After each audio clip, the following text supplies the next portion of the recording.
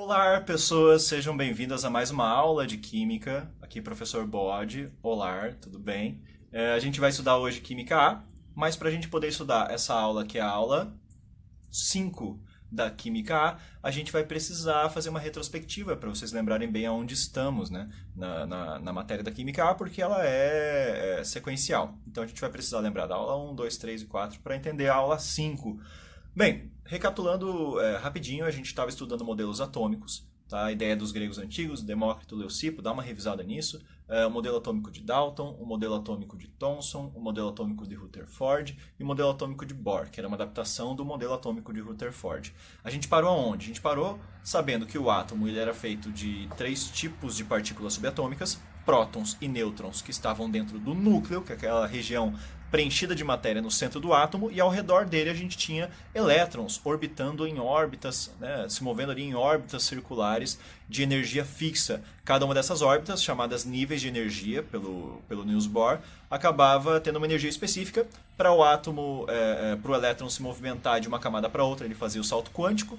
Quando ele absorvia energia suficiente para pular de uma camada de menor energia, mais próxima do núcleo, para uma camada de maior energia, ele fazia o salto quântico, né? Ele absorvia quantum de energia. Quando ele voltava, ele liberava energia na forma de luz, ele liberava fótons. E aí você tinha elementos diferentes, tendo aqueles espectros de emissão diferentes.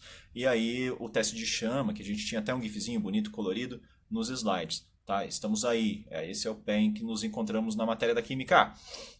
O que a gente vai ter de novo? Eu poderia pegar esse assunto aqui, destrinchar ele de uma maneira que a gente teria uma aula de 5 horas seguidas, cheia de complexidades matemáticas e filosóficas, complexidades filosóficas absurdas, absurdas. A gente ficar em choque com o que somos, para onde vamos, onde estamos.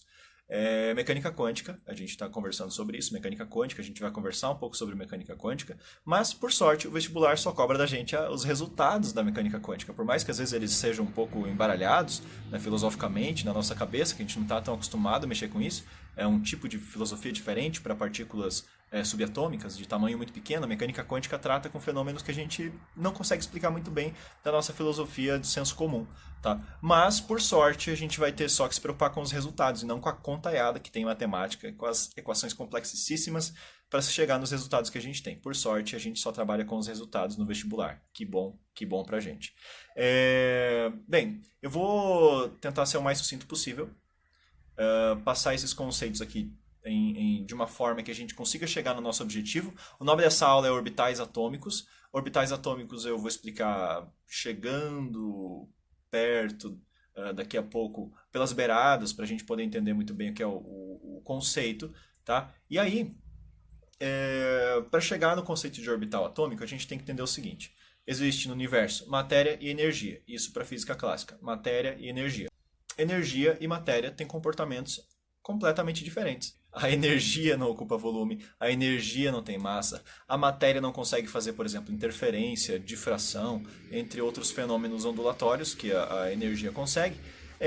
Mas e aí, no começo do século XX, com um negócio chamado efeito fotoelétrico, Einstein acabou utilizando a ideia de que, para poder explicar esse fenômeno, ele inclusive conseguiu ganhar um prêmio Nobel depois por conta disso, de que a matéria poderia se comportar como energia em alguns momentos, porque um feixe de luz podia arrancar elétrons de uma chapa metálica e isso só poderia ser explicado nesse efeito chamado efeito fotoelétrico por conta de imaginar, né, explicar ali que a luz poderia ter esse caráter tanto de energia, como a gente estava acostumado até então na ciência, mas um caráter também de matéria, de que a luz poderia se comportar como matéria. Ela não é feita de matéria, né? Coloca a luz na cara de alguém, não vai dar um tapa na cara de alguém, não é feita de matéria, não é feita de algo que você consiga pegar, encostar, né? Porém, em alguns momentos, a luz consegue se comportar como se fosse matéria, sim. Esse fenômeno chama dualidade onda-partícula, ok? Dualidade onda-partícula. Essa ideia de que a luz pode se comportar como esses dois entes, né? Tanto quanto energia, como se comportando como matéria, tá? E aí, no século passado, na década de 20, um francês chamado Louis de Broglie utilizou esse mesmo raciocínio, dualidade onda-partícula, para falar, na sua tese de doutorado, explicando alguns fenômenos. Ele tinha estudado história, a tese de doutorado dele foi em física, o que é muito louco, e ele conseguiu ganhar o Nobel por conta disso, dessa tese. A tese de que os elétrons, lembra dos elétrons que estavam ali girando ao redor do núcleo, eles poderiam se comportar como energia. Eles são feitos de matéria até então, mas eles poderiam se comportar como energia. E aí participar de fenômenos que a energia consegue, que as ondas conseguem, por exemplo, que são fenômenos de difração, interferência, que não faz o menor sentido a matéria participar. A partir dessa ideia de dualidade onda-partícula para os elétrons poderiam se comportar como ondas. E aí a ondulatória é uma coisa que vocês estudam na física D. Então todo aquele estudo de ondas poderia ser aplicado então para o elétron, que é esse ente que a gente está interessado aí na eletrosfera, né, com aqueles níveis e tudo mais, que fazia salto quântico, que estava dentro dos níveis, dos subníveis, que a gente fazia aquela distribuição eletrônica, 1s2, 2s2, 2p6, 3s2, aqueles numerozinhos ali em cima era a quantidade de elétrons dentro dos níveis e subníveis, né? Dá uma revisada aí na aula 3, né? Desculpa, na aula 4 da Química A para você lembrar desses conceitos como nível e subnível, tá? São importantes pra gente. A gente vai usar hoje ainda, tá? Nos exercícios. Bom, então o elétron pode se comportar como onda. Louis de Broglie mandou essa ideia. Ok. E aí, estudos posteriores de um camarada chamado Werner Heisenberg, inclusive esse nome Heisenberg é utilizado na série Breaking Bad para um apelido, né, do Walter White. Quem assistiu está ligado no que eu estou falando, né? Virou aí popular na cultura popular. É em homenagem ao cientista Werner Heisenberg. O que ele fez demais, o Heisenberg? Ele propôs toda uma mecânica nova para tratar do elétron, que era uma mecânica que trabalhava com as matrizes da matemática. Então, todo o movimento dos elétrons era proposto ser explicado através das matrizes. Mas, além disso, o que a gente vai utilizar de fato é o princípio da incerteza. Princípio da incerteza de Heisenberg. Através dessa ideia de que o elétron ele se comportava como energia, e aí estudando o movimento dos elétrons ao redor do núcleo, lá no modelo do Bohr tinha dito que eram esferas, eram órbitas circulares ao redor do núcleo, tá? E aí depois, um pouco, quando a gente viu os slides sobre subníveis, lá SP, D e F, para chegar nesses subníveis, quem propôs isso foi um cara chamado Sommerfeld. O Sommerfeld falou, não, essas órbitas não são circulares, as órbitas são elípticas. Mas órbitas são maneiras de se movimentar que a gente pode predizer onde um móvel vai estar daqui a um tempo. Por exemplo, você pode calcular, se você tiver dados o suficiente, aonde que a Terra vai estar daqui a um mês, na órbita que ela faz ao redor do Sol. As órbitas elas têm posições que a gente pode predizer onde um móvel vai estar se ele estiver fazendo uma órbita. Aí que vem a ideia de que no princípio da incerteza, e esse princípio da incerteza ele foi provado matematicamente na época, princípio da incerteza do Heisenberg, princípio da incerteza de Heisenberg, como ele é conhecido, é a ideia de que os elétrons, eles não podem ser conhecidos na sua posição e na sua velocidade ao mesmo tempo. Se eu sei onde o elétron está, matematicamente, é impossível chegar na velocidade que ele tem. Se eu sei a velocidade de um elétron, é impossível saber onde o elétron está. Então, se a gente não tem ou a posição ou a velocidade dele, eu consigo dizer onde ele vai estar daqui a um segundo? Bem, se eu sei onde ele está, mas não sei para onde ele está indo, eu não tenho como dizer aonde ele vai estar. Se eu sei para onde ele está indo, mas eu não sei onde ele está, eu não consigo dizer onde ele vai estar daqui a um segundo. Então a gente não consegue prever a posição do elétron. O elétron faz um movimento que não é uma órbita. É impossível de ser determinado matematicamente. Esse princípio da incerteza faz com que a gente não saiba onde o elétron está. É culpa do Heisenberg isso? Não, é culpa da natureza. A natureza é assim. O Heisenberg apenas chegou nessa conclusão, né, de que a natureza funcionava dessa maneira. E de fato faz muito sentido físico isso, tá, na mecânica quântica. Então o que a gente sabe? A gente sabe que o elétron pode se comportar como onda. E a gente sabe que não dá para saber onde o elétron vai estar. Não dá para saber a trajetória do elétron. É impossível determinar a sua trajetória. Com a ideia de que o elétron pode se comportar como uma onda. E também utilizando a ideia do princípio da incerteza, Erwin Schrödinger tem um nome muito louco. Todos os professores da faculdade que eu tive pronunciavam cada um deles de um jeito diferente. Então vou falar Schrödinger, que é o jeito que a gente lê mesmo. porque não entramos em um consenso em como é que fala o nome desse cara. O Schrödinger fez o quê? Utilizou esses dois princípios, o da incerteza e de que o elétron pode se comportar como uma onda, e aí ele propôs uma equação matemática, que é a função de onda, tá? Que tem aquele símbolozinho que está aparecendo ali, que é o psi, que é o mesmo símbolo lá que representa a psicologia, tá? do grego. Ele utilizou essa equação chamada equação de onda, que ela pode ficar bem complicada no ensino superior, caso você vá para o ensino superior e trabalhe com isso. E ela te dava esse valor psi, você calculava esse valor psi na função de onda. Tá? Esse valor psi na função de onda, se você elevasse ele ao quadrado, isso foi descoberto depois, se você elevasse esse valor ao quadrado, você conseguia saber provavelmente qual é a região do espaço em que o elétron pode estar. A gente não ia saber onde ele estava, mas quais são as regiões em que é mais provável encontrá-lo? Provável encontrá-lo. Não que a gente vai encontrar ele lá.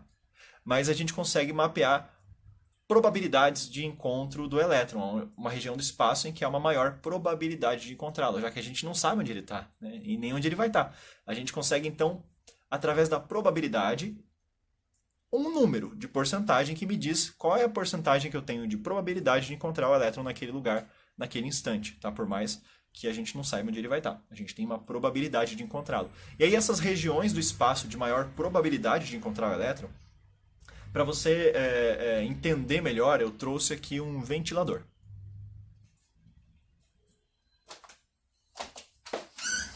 Um ventilador, quando está desligado, você consegue me dizer com precisão aonde estão as pás do ventilador. Mas quando eu ligo o ventilador,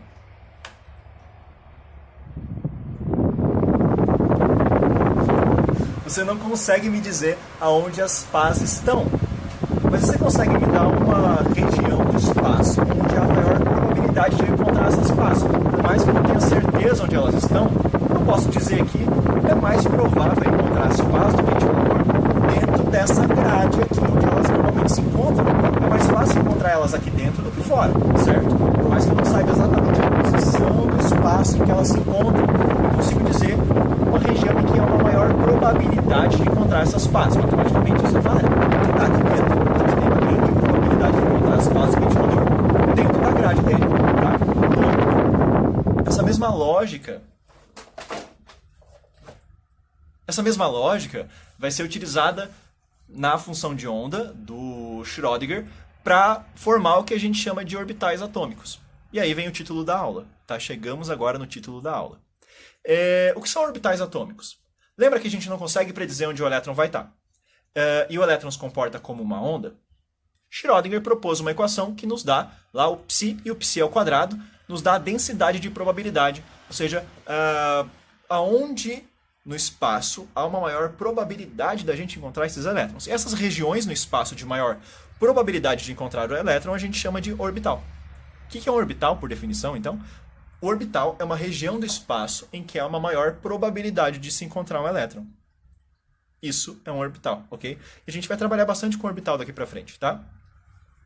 O orbital, ele é uma região do espaço, ok? Quantos elétrons cabem no máximo dentro de um orbital? Bem, um orbital sempre comporta no máximo 2 elétrons. Cabem no máximo 2 elétrons dentro de um orbital. Mas a gente vai conversar sobre isso daqui a pouco. A gente tem que entender o seguinte. Lembra que existem os subníveis? S, P, D e F. E a gente estudou já a distribuição eletrônica nos níveis e subníveis na aula anterior, né? Na aula presencial que a gente teve, antes da quarentena. Cada um desses subníveis diferentes, S, P, D e F, os elétrons que estão lá dentro, eles se encontram em uma região que a gente não consegue dizer onde é, mas a gente tem orbitais para, através da probabilidade, né, nos dizer mais ou menos onde eles estão. Só que aí essas regiões do espaço têm formatos de que jeito? Qual que é o formato dessa região do espaço? É um quadrado? Um quadrado seria difícil. É um cubo?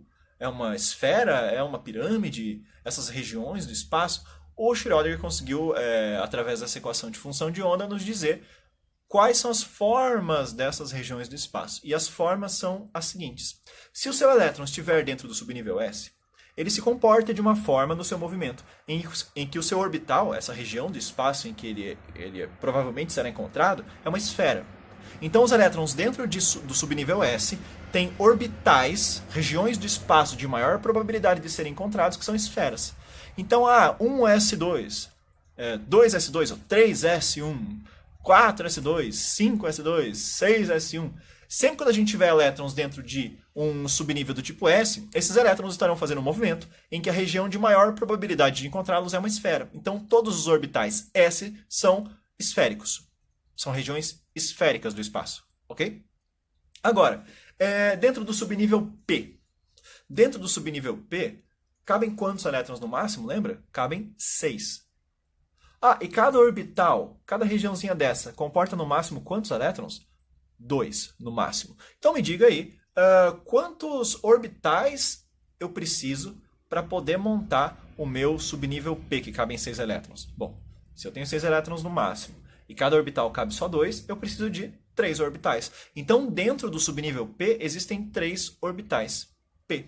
Orbitais do tipo P. Qual que é o formato desse orbital do tipo P? O formato é o que a gente chama de Altair. É um formato de Altair. Tipo aqueles Altaires da academia, é mais ou menos assim.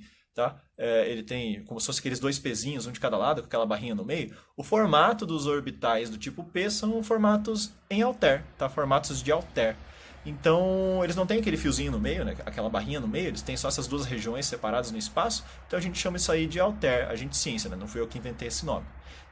E aí, se for um elétron no subnível D, lembra, o subnível D cabe no máximo 10 elétrons. Quantos orbitais existem dentro? 5. Né? Cada um deles com 2 elétrons no máximo, dá 10 no total. E o formato desses orbitais D, nossa senhora, eu não conseguiria desenhar no quadro nunca, eu ia ter que passar isso no slide. Então eu vou colocar aqui na tela aparecendo. São esses formatos que aparecem aí, tá? E os formatos lá, quantos orbitais do tipo F, do subnível F existem? Lembra? O subnível F cabe no máximo 14 elétrons, então ele precisaria ter 7 regiõezinhas dessas, né? 7 orbitais dentro do subnível S. Esses orbitais, cada um deles comportaria no máximo 2 elétrons, a gente teria lá 7 orbitais do tipo F, cada um deles com no máximo 2 elétrons. Esses desenhos que estão aparecendo aqui são os desenhos dos orbitais F. É fácil desenhar isso numa prova? Nunca. Eu não consigo fazer isso. Teria que passar anos treinando e eu nem quero. Tá? Tem apresentação de slide para isso, não precisa ficar treinando esses desenhos. Tá em 3D, ninguém ia entender se eu desenhasse um negócio desse. Nem ninguém vai te entender se você desenhar um negócio desse numa prova específica. Né? Um subnível F, como esses que estão representados. Então, como é que a gente faz para representar esses orbitais, por mais que a gente não queira desenhar o formato real deles? A gente representa, simplificadamente, o formato desses orbitais como o formato de um quadradinho. Tá? Então, vão aparecer assim. Lembra, o subnível S cabe 2 elétrons no máximo. Então ele tem quantos orbitais? Um só. Um parzinho de elétrons dentro de um orbital. Então existe um orbital S. Tá? Esse orbital S vai ser representado, por mais que ele seja uma esfera, ele vai ser representado por um quadrado. Dentro do subnível P, que tem 6 elétrons no máximo, caberia quantos orbitais? 3. Em forma de quê? De Altair. Mas a gente vai representá-lo simplificadamente como 3 quadradinhos. Tá? Como é que seria...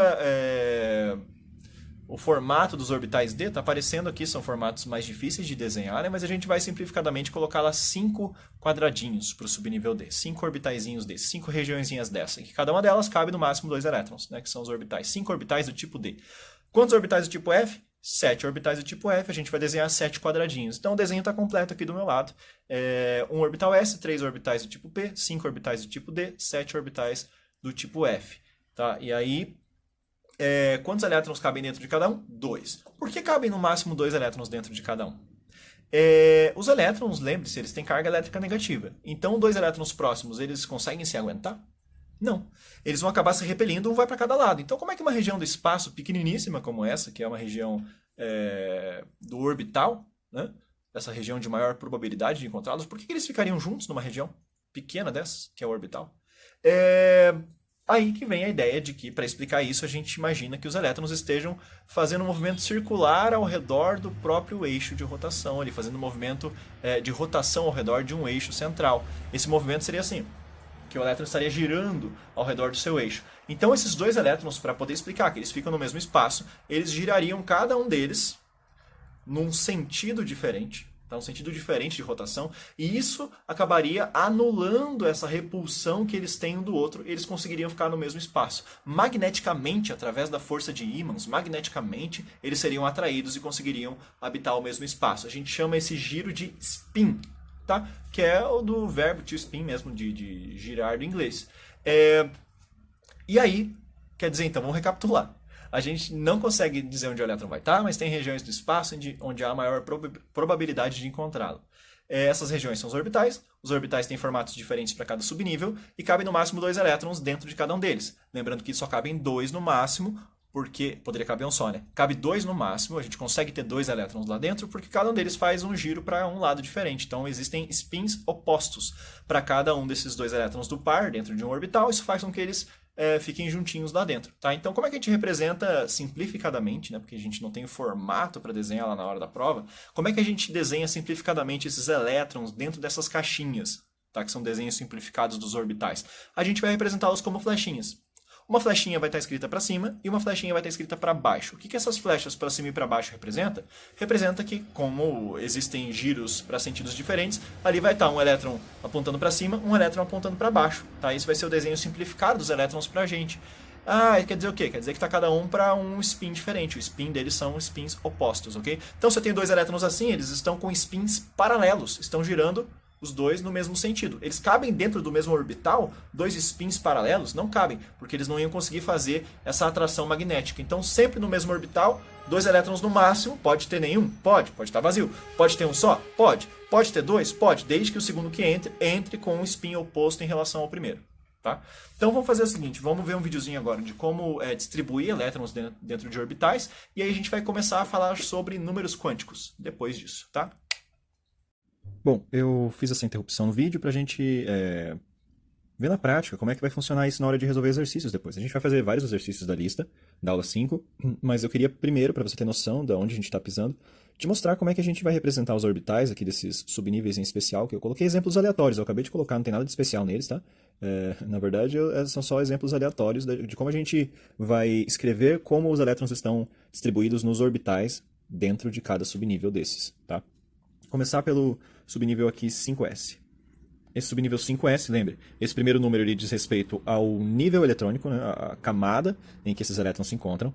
Esse S representa o subnível dentro dessa camada, o subnível S. Então, dentro da camada 5, o subnível S. E o número aqui em cima, isso aqui tudo a gente já treinou, tá? Na aula presencial que a gente teve sobre distribuição eletrônica. Então, é para você estar já treinado nesses símbolos aqui, mas mesmo assim, retomando. Existem 2 elétrons, 2 elétrons dentro do subnível S na camada 5. Essa é a ideia, tá? Então, subnível S. Subnível S tem quantos orbitais dentro? Tem um só. Vou colocar aqui os orbitais do subnível 5S. Por que tem um só? Lembra, S tem um orbital só, P tem 3, F tem 7, D tem 5. Né? Então, o número de caixinhas vai ser esses valores que eu acabei de mencionar. Então, aqui no subnível S da camada 5 tem, nesse caso, 2 elétrons. Como é que a gente representa esses elétrons? Bem, lembra que a gente estava vendo os elétrons como flechinhas para cima e para baixo, né, de acordo com o spin. Como é que funciona? Eu poderia pensar várias maneiras diferentes aqui de colocar esses elétrons. Ó, vou colocar as suposições aqui nesse cantinho. Imagine que aqui a gente tem 2 elétrons para colocar, né? E a gente colocasse assim, sei lá, estou fazendo exemplos aqui só.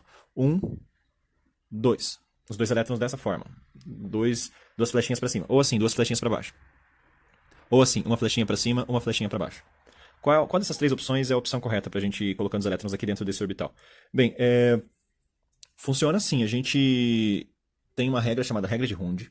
Essa regra de Hund diz o seguinte, que o arranjo mais estável de elétrons é aquele que tem o maior número de spins paralelos possível. Tá? O maior número possível de spins paralelos. Na prática, isso quer dizer o quê? Quer dizer que a gente sempre vai começar a preencher todos os quadradinhos sempre com um elétron só, virado para cima, flechinha para cima. Depois que a gente completar todos os orbitais com uma flechinha para cima, a gente vai começar a preencher de novo, da esquerda para a direita, com uma flechinha para baixo, colocando o parzinho em cada um dos orbitais, se tiver elétron suficiente para isso. Então vamos pensar aqui, são 2 elétrons para a gente colocar nesse subnível 5s. Então a gente coloca o primeiro, 1. Tem mais quadradinhos para a gente preencher? Não tem. Então o segundo a gente coloca aqui mesmo, virado para baixo. Essa é a forma em que a gente representa os 2 elétrons, aqui com os spins, né? Um spin para cada lado.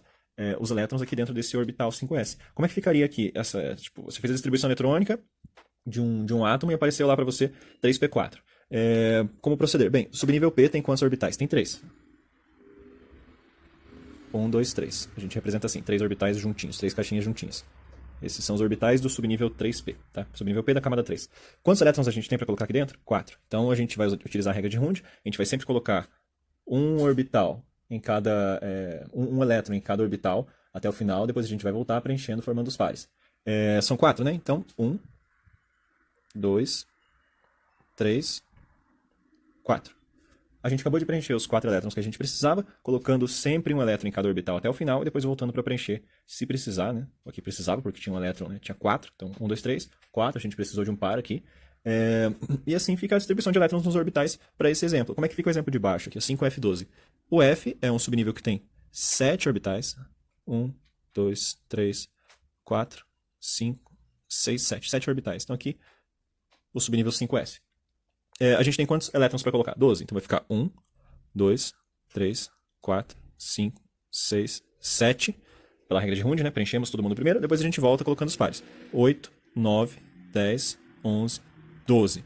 Beleza? Aqui a gente tem a distribuição de elétrons da maneira com que a gente vai trabalhar nos exercícios, ok? Só um detalhe, o último elétron que a gente coloca, a gente vai colocando, sempre assim, a ordem de distribuição eletrônica é sempre por energia, da menor energia para maior, sempre, sempre, sempre, sempre. 1s2, 2s2, 2p6, 3s2, 3p6, por aí vai, é sempre uma ordem da menor energia para maior, é sempre começando com a menor, indo para maior energia na sequência. Aqui os elétrons que a gente está colocando, a gente sempre coloca eles na ordem de energia também, então o elétron mais energético, quando te perguntarem, o elétron mais energético, é sempre o último que você colocou. Então o elétron mais energético, ou o último que a gente colocou foi esse aqui.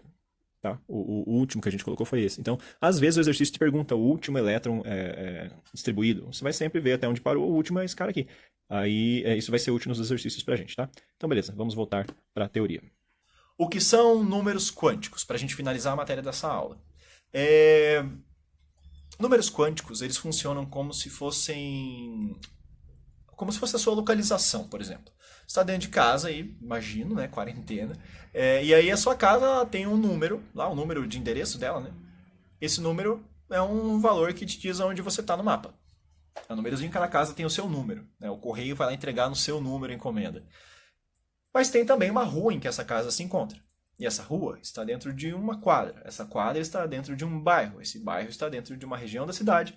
Essa região está dentro da cidade, a cidade está dentro do estado, o estado está dentro do país, continente, planeta, sistema, galáxia, enfim.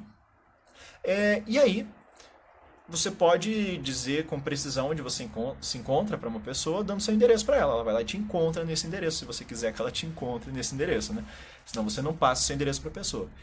Agora, tem como localizar, assim, me dar números, tipo o CEP da sua casa? Não, você não vai passar, mas poderia, por exemplo, passar o CEP da sua casa e eu vou lá e te encontro na região próxima da sua casa, por exemplo.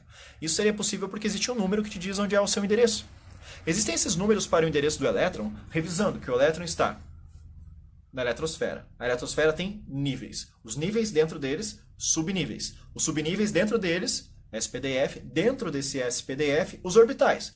E aí dentro de cada orbital o elétron pode estar ou com spin de um lado ou com spin do outro. Então tem 4 informações aqui para dizer onde o elétron se encontra. Primeiro, qual é o nível. Segundo, qual é o subnível. Terceiro, qual que é o orbital. E aí se ele está para cima ou para baixo no desenho. 4 informações. Essas informações serão passadas para você através tipo de um CEP. Tá? Mas vai ser um númerozinho bem mais fácil que um CEP. O CEP é longo, né? Esses números são chamados números quânticos. Tá? Então, o elétron sempre terá 4 números quânticos. 4 números quânticos. Esses 4 números quânticos vão dizer o quê? O primeiro número quântico é chamado número quântico principal. Ele te diz qual que é o nível em que o elétron se encontra. Pode ser K, L, M, N, O, enfim. E aí cada nível desses vai ter um número. O nível K vai ser chamado pelo número 1. Então, o número quântico principal para um elétron que está no nível K é 1. Se ele estiver no segundo nível, 2. Se estiver no terceiro nível, 3. Quarto nível, 4. Quinto nível, 5. Sexto nível, 6. Sétimo nível, 7. Oitavo nível, né, lá, um novo elemento, oitavo nível, vai ter lá o número quântico principal igual a 8. Então, o número quântico principal, que é o primeiro, ele tem esse símbolo N, ele vai acabar te dizendo o quê? Qual que é o nível em que o elétron se encontra, ok? Mas além do nível, tem o subnível, né? Aí vem o número quântico secundário para te dizer o subnível. São números quânticos. Lembre-se que os subníveis são representados por letra, né? S, P, D e F, mas existem números para cada uma dessas letras, como se fosse lá o seu CEP, né? O número da sua casa. Se por acaso o elétron estiver dentro do subnível do tipo S, ele vai receber lá o número quântico secundário igual a 0. Então, o S tem o número quântico secundário 0. Qual que é o número quântico ali para o P? 1, D, 2, F, 3 e outros subníveis que viriam depois lá, 4, 5, 6 na ordem, tá? Então, a partir do 0, subnível S tem o 0, 1, 2 e 3, que são os que a gente tem na tabela periódica, tá? S, P, D e F. 0, 1, 2 e 3 são os números quânticos secundários, que representam esses subníveis, né? Esse número quântico secundário, ele tem o símbolo L, e ele pode ser chamado também de número quântico azimutal. É um outro nome, é um sinônimo, tá? Número quântico secundário ou azimutal. O terceiro número quântico vai te dar a localização de que orbital ele se encontra. Tá vendo esse desenho aqui? A gente tem um orbital S, 3P, 5D e 7F. Cada um desses orbitais a partir do centro. A gente começa a partir do centro a numeração. Os orbitais centrais de cada um desses subníveis serão o número 0. Aqueles que estão à esquerda do centro vão ser numerados a partir do menos 1. Então, menos 1, menos 2, menos 3, no máximo ali para o F. E aí, à direita do centro, mais 1, mais 2, mais 3. Então, um elétron que esteja no subnível S pode estar com um número quântico... A gente chama número quântico terciário? Não, a gente chama de número quântico magnético. Tá? O número quântico magnético é o número quântico que te diz o orbital. Então, esse número quântico magnético, de símbolo Ml, tá? Antigamente era chamada só pelo símbolo M, mas hoje em dia a gente fala Ml, tá? Então esse Ml, que é o número quântico não terciário, o número quântico magnético, ele te diz ali se ele está em cada uma dessas caixinhas diferentes. Então, para cada caixinha que o elétron tiver, ele vai ter um número quântico magnético diferente. Agora, se ele está para cima ou para baixo, ele vai receber os numerozinhos 1/2. Se ele estiver para cima, ele vai ser o mais 1/2 ou ele vai ser o menos 1/2? Se ele estiver para baixo, ele vai ser o mais 1/2 ou ele vai ser o menos 1/2? Um deles vai ter que ser o mais 1/2, outro vai ter que ser o menos 1/2. Esses são os números quânticos para spin. Como é que a gente chama? A gente chama número quântico de spin. Esse é o nome, tá? É bem óbvio. E o símbolo para ele é ms. Antigamente era só o símbolo S, hoje em dia é ms, tá? Então esse ms vai ser ou mais meio ou menos meio, depende se ele está para cima ou para baixo. Qual que é o mais e qual que é o menos? Não sabemos. Não tem nenhum consenso em relação a isso. Não faz o menor sentido estar para cima ou para baixo quando você não tem um ponto de referência de chão. Né? Não existe um chão na eletrosfera, no átomo. Então, se não tem chão, o que é para cima, o que é para baixo? A gente podia estar enxergando de qualquer lugar. Então, como não tem esse referencial de chão para cima e para baixo, não faz sentido. Então, qualquer um deles pode ser o mais 1, o mais 1/2 ou o menos 1/2. Mais 1/2 pode ser para cima ou para baixo, menos 1/2 pode ser para cima ou para baixo. E aí o exercício vai te falar. Tem exercícios que falam, considerando que o primeiro elétron que entrar no orbital tem spin mais meio. Aí você coloca o cara para cima com spin mais meio. E aí, consequentemente, o cara para baixo vai ser o menos meio. Tem exercícios que te falam, considerando que o primeiro elétron que entrar no orbital vai ter spin menos meio. Aí você coloca o cara para cima com valor menos meio, o cara para baixo com valor mais meio. Não tem consenso, cada exercício vai te dizer de uma maneira diferente, ok? Ufa, então vamos pegar todo esse conhecimento e vamos resolver exercício agora, galera. Bora lá. Bora resolver exercícios dessa aula, aula 5 da Química A. A gente vai começar a nossa lista de resolução pelo 5.2. Eu coloquei vários exercícios para a gente resolver, tá? Talvez essa aula fique um pouquinho maior que 40 minutos, mas eu achei interessante que a gente resolvesse bastante coisa, tá? Para você não ficar perdido, porque essa matéria, eu concordo, se você pensar que ela é bastante abstrata, né? Então é bom a gente saber como resolver questões de prova. Então, 5.2. Quais os 4 números quânticos para o elétron de maior energia do átomo de sódio? Sódio, número atômico 11, foi dado no enunciado. Como é que a gente faz? Primeiro, está escrito para o elétron de maior energia. É o último que você coloca. É sempre o último que você coloca, é o elétron de maior energia. Tá?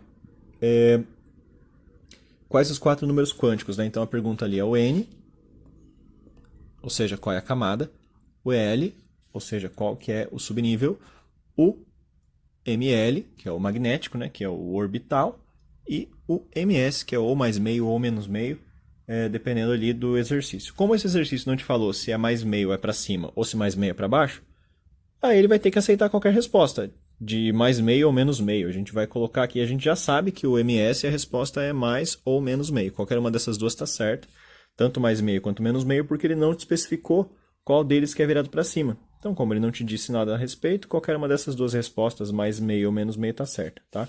Só se ele te falar, e vai ter nessa lista de exercícios que ele te pede para usar um dos dois, então a gente vai ver como é que funciona.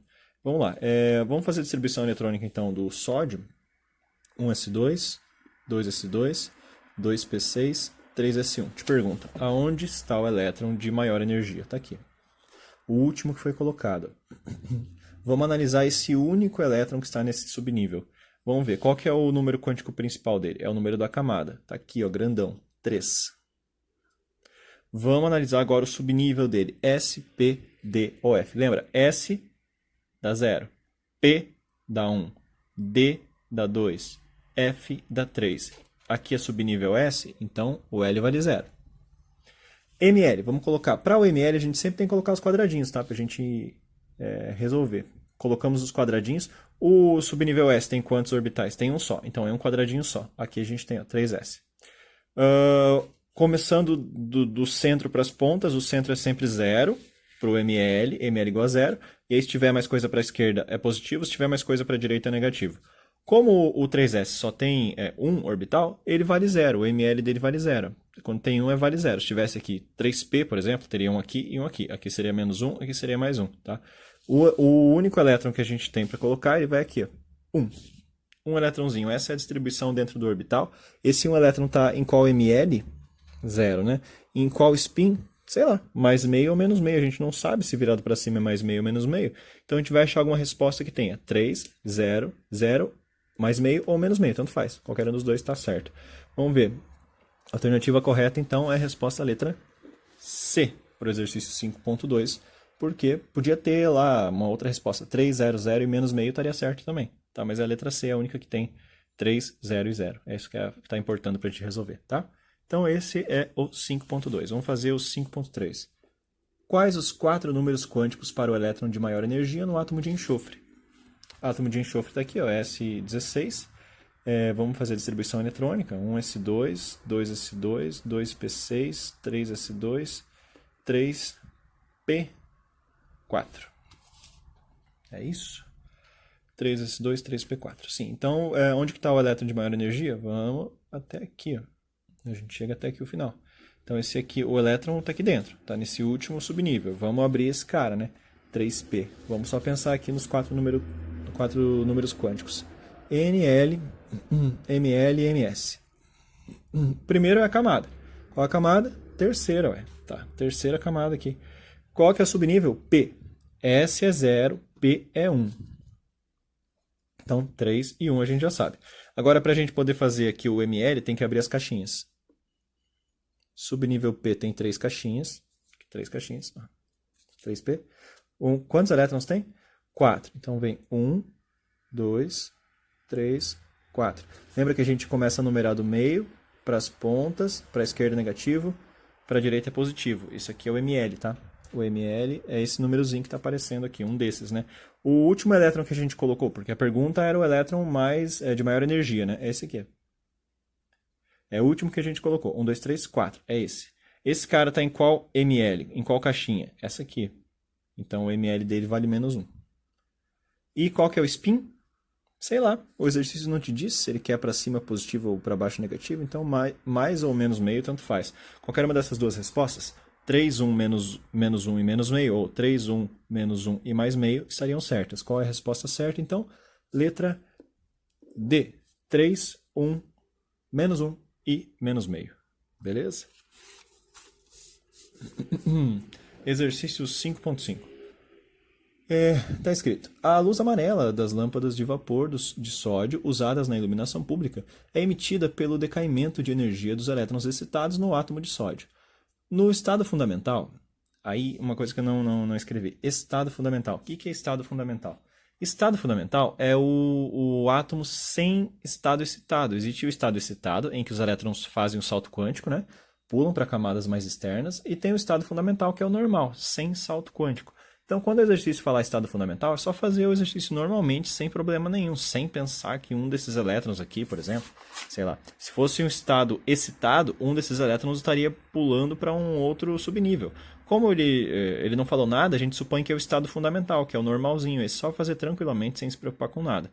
Quando houver salto quântico, o exercício vai comentar com você. Mas nunca vi na vida um exercício de distribuição eletrônica que alguém te pedisse para fazer um salto quântico. Ah, não, faça um salto quântico aí de um elétron e tal. Nunca vi. Se ele te pedisse, ele teria que te especificar exatamente para onde qual elétron teria que pular. Por exemplo, aqui 1s2, 2s2, 2p6, 3s2, 3p4. continuaria lá 3p6, 4s2 e tal, né, na distribuição. Ele poderia te dizer que um dos elétrons aqui faz um salto quântico para o próximo subnível, né, que é o 4s. Então ficaria, tipo, um desses elétrons viria para um 4s, ficaria 4s1, e aqui perderia um desses elétrons, né, pois teria feito o salto quântico. Então ficaria 1s2, 2s2, 2p6, 3s2, 3p3, 4s1. Isso seria uma distribuição fora do estado fundamental. Essa aqui que a gente tem é o estado fundamental. Essa que eu acabei de dar o exemplo, do 3p3, 4s1, é uma que não está no estado fundamental. Ela está no estado excitado, né? Porque o elétron fez um salto quântico. Mas nunca vi ninguém pedir isso, ok? Mas é bom que você entenda o que eu acabei de falar, tá? 5.5. Vamos ler de novo, né? A luz amarela das lâmpadas de vapor de sódio usadas na iluminação pública é emitida pelo decaimento da energia dos elétrons excitados no átomo de sódio.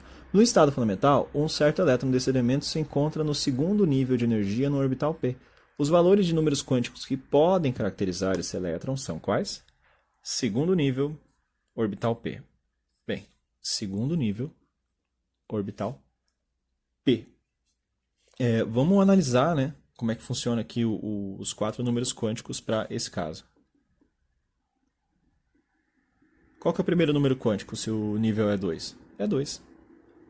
Subnível P. Então, se fosse S seria 0, né? Se fosse P é 1, D é 2 e F é 3. Aqui no caso é P. Então a gente coloca o L, que é o número quântico secundário ou azimutal, o valor dele 1. 2, 1. ML. Por ML a gente sempre abre as caixinhas. Orbital P tem, subnível P tem 3 orbitais. 1, 2, 3. Aqui. Esse subnível 2P tem esses 3 orbitais dentro. Então pode ser tanto do menos 1, 0 ou mais 1, né? Começando do meio é 0, para a esquerda é menos 1, para a direita é mais 1. Vamos ver. O ML aqui poderia ser qualquer um desses 3. A gente não sabe, né? Ele não falou quantos elétrons tem aqui dentro, mas ele poderia estar ou aqui, ou aqui, ou aqui. Então quais são os possíveis valores para ML? Menos 1, 0 e mais 1. Qualquer um desses daqui é possível, né? E o spin? Bom, não tem nada de informação do spin, então qualquer um desses dois valores é aceito, ok? Então qualquer uma das combinações, por exemplo, 2, 1, menos 1 e menos meio. 2, 1, 0 e mais meio. 2, 1, mais 1 e mais meio. Qualquer uma dessas combinações é uma resposta certa. Nas alternativas, claramente vai ter uma certa e o resto vai estar errado, vai estar impossível. Aqui vem uma informação interessante, tá? Um detalhe. A relação entre essas duas coisas. Se o teu L for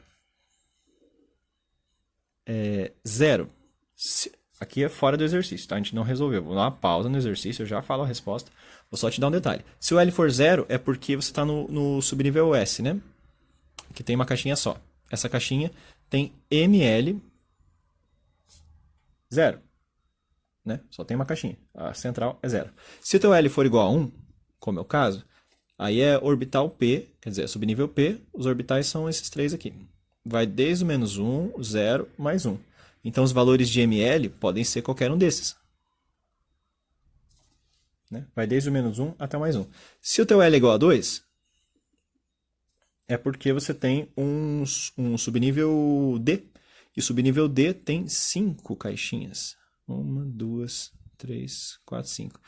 Então, os valores de ML vão de 0, menos 1, menos 2, mais 1, mais 2. Repare que o valor de ML, que é o endereço da caixinha, né, ele está indo aqui. Só é possível o 0. Aqui do menos 1 ao mais 1. Aqui do menos 2 ao mais 2. Se for no L igual a 3, né, se for aqui no subnível F, seria do menos 3 até o mais 3. Repare que os valores possíveis de ML, eles sempre vão desde aqui, por exemplo, 2, é possível ver do menos 2 até o mais 2. 1 de L, o ML pode ser de menos 1 a mais 1. Se o L fosse 3, poderia ir do menos 3 até o mais 3. Os valores de ML eles sempre vão. Os valores de ML eles sempre estarão entre menos L e mais L, que eu acabei de escrever de uma maneira algébrica, né? Mas o significado é qual? Se o teu L igual a 1, o ML vai poder ir desde menos 1 até mais 1.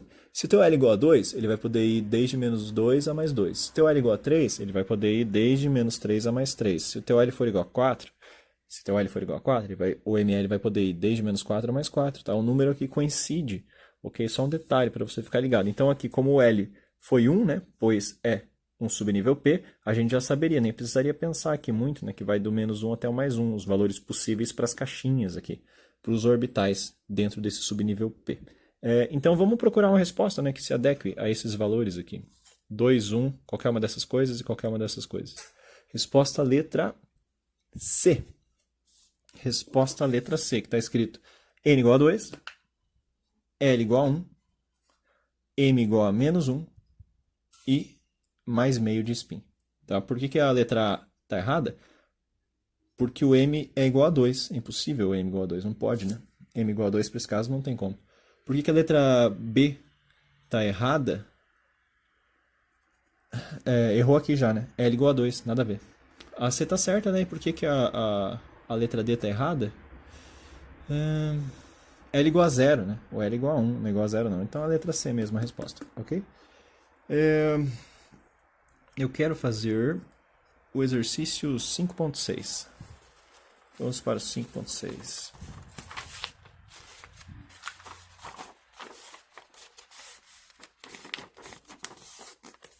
Aqui.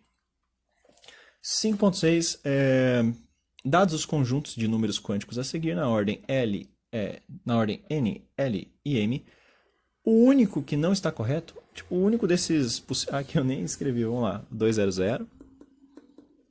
Letra C, 52 menos 2. Letra D é 61 mais 1. Letra E é 32 menos 3.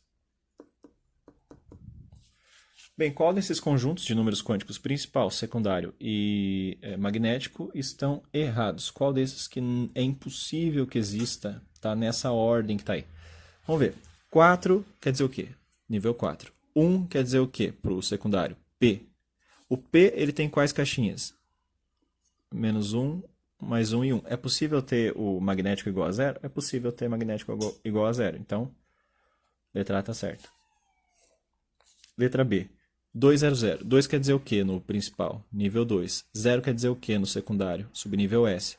O subnível S tem quantas caixinhas? Só uma, que é a central mesmo, cujo ml é 0, né? Pode ser 0 esse ml? Pode. Então tá certo a letra B? Tá certa a letra B. Letra C.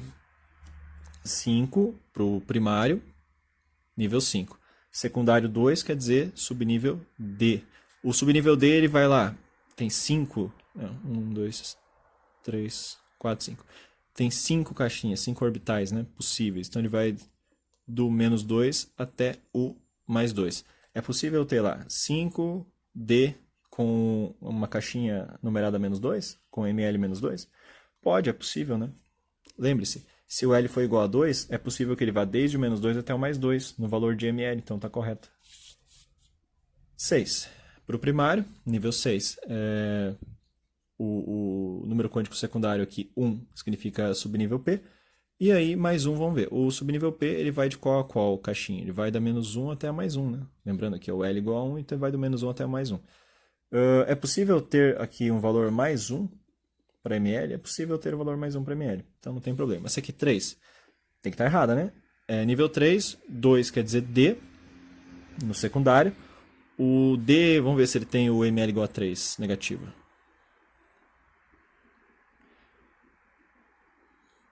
Olha, o subnível D, ele vai do -2 até o +2, ele tem 5 orbitais só. É impossível você ter um ml igual a -3, teria que ter mais uma caixinha aqui. Isso só existe a partir do F, o D não tem. Ah, e como é que eu podia saber sem abrir as caixinhas? Cara, olha o valor do L. O valor do L é 2, então quer dizer que o valor do ml só vai de -2 a +2. A gente acabou de discutir isso no exemplo anterior, tá bom? Então a resposta é qual? Errada? Letra E. Por quê? Porque esse -3 para ml é impossível. Não tem esse orbital -3 dentro do subnível D. Ok? 5.9. Vamos virar a página. 5.9. Os números quânticos N, L e M para os elétrons da camada mais externa do titânio são respectivamente quais? Bem, vamos ver. Titânio, número atômico 22, ele já te deu. Ele falou camada mais externa, né? Aqui eu escrevi interna, na verdade é externa, está escrito externa. Camada mais externa é o quê? Você lembra? Tem um nome. Camada de valência. É a de maior valor de nível.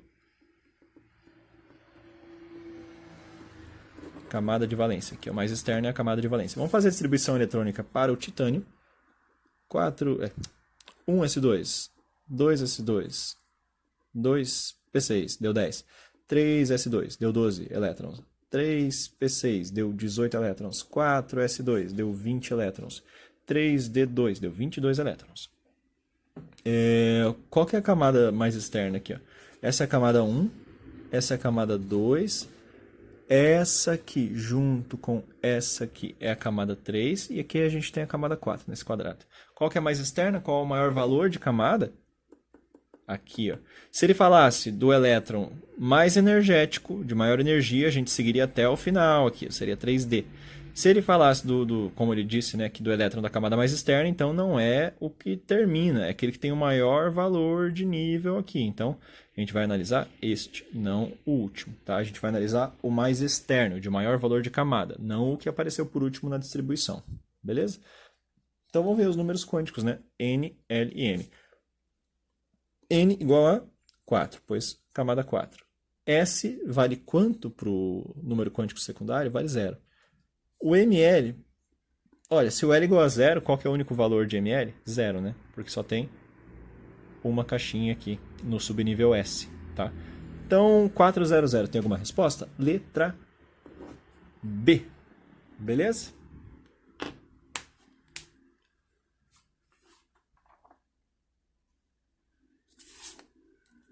Vamos fazer... Vamos dar uma olhadinha aqui. O exercício 5.12. Vamos terminar com o exercício 5.12. Eu tinha colocado 5.11, só que na verdade ele não tem nada de diferente não. Vamos poupar nosso tempo aqui. Você faz sozinho. Se tiver alguma dúvida, você me fala. Na verdade, eu suponho que você vai fazer a lista inteira, né? Mas vamos fazer o 5.12 juntos aqui para finalizar. 5.12. O último elétron de um átomo neutro apresenta o seguinte conjunto de números quânticos. N igual a 3, L igual a 1, M igual a 0, spin mais meio. Convencionando-se que o primeiro elétron a ocupar um orbital possui número quântico de spin igual a mais meio, esse foi o único exercício que alguém te falou alguma coisa em relação a essa convenção, né? Esse exercício quer que você coloque o primeiro elétron com esse valor de spin, ou seja, todos aqueles virados para cima vão valer mais meio e os virados para baixo vão valer menos meio. Esse exercício pediu que fosse assim. E sempre quando você tiver que escolher entre mais meio e menos meio para dar a resposta, ele vai te dizer no enunciado. Caso ele não diga, qualquer resposta mais meio ou menos meio para o spin está correta, certo? Então vamos ver aqui esse conjunto de números quânticos, né? O último elétron de um átomo neutro apresenta esses números quânticos. Então você vai fazer a distribuição eletrônica até parar nesse negócio aqui. Esse negócio é o quê? Nível 3, ó. Nível 3. 1 para L é igual a subnível P. Do subnível P, o último elétron a ser colocado, porque ele pediu do último elétron, está na caixinha 0. Vamos abrir as caixinhas aqui. Do subnível P. Está na caixinha 0. Existe a caixinha menos 1 e mais 1 ainda, né? E tem valor mais meio de spin. Lembra que ele falou que o primeiro elétron que você coloca vale mais 1? Mais meio? Então a gente vai primeiro colocar os para cima valendo mais meio e se precisar colocar os para baixo valendo menos meio. Ele te falou que o cara está no subnível, no orbital 0, e ele está com a configuração mais meio. Então vamos ver. A gente sempre coloca da esquerda para a direita, lembra da regra de Hund? Sempre da esquerda para a direita, todos enfileirados para depois começar a repetir virado para baixo. Então a gente vai chegar aqui. Não era esse o subnível que ele queria? Que o último elétron estivesse? Sim. Mas, será que ele está virado para cima ou está virado para baixo? Se ele estiver virado para cima, ele pediu para estar virado para cima. A gente para aqui. Se ele tivesse falado para você o spin menos 1/2, nesse caso em especial, a gente precisaria colocar os 3 para cima, começar a preencher de novo, aqui e aqui. Aí pararia no subnível, no orbital 0, e com valor menos meio. Mas como ele pediu mais meio mesmo, a gente para nessa distribuição do jeito que está. Então entraram quantos elétrons aqui nesse subnível 3p? Entraram 2. Então a gente completa com 2. A gente vai fazer a distribuição eletrônica até chegar no 3p2. Vamos ver quantos elétrons a gente precisa para chegar no 3p2. 1s2, 2... Opa, fugiu da câmera. 1s2, 2s2, 2p6, 3... S2, 3P2. Acabamos de chegar onde a gente queria, 3P2. Vamos contar. 2, 4, 10, 12, 14. 14 elétrons. Aqui o símbolo que eu utilizei para elétron é E com a carguinha negativa em cima, tá? 14 elétrons. Tem alguma resposta com 14 elétrons? Tem letra B. Resolvemos esse último exercício. Galera, boa sorte na resolução dessas questões. Não é nada demais, tá? A parte prática é tranquila, só a parte conceitual, né, que dá esse nó na cabeça mesmo. Mas é normal, saiba que essa, para mim, é a aula mais abstrata do ano inteiro. Essa foi a aula mais abstrata do ano. Então, se você está conseguindo fazer exercícios, parabéns. Beleza? Tchau, tchau, até mais.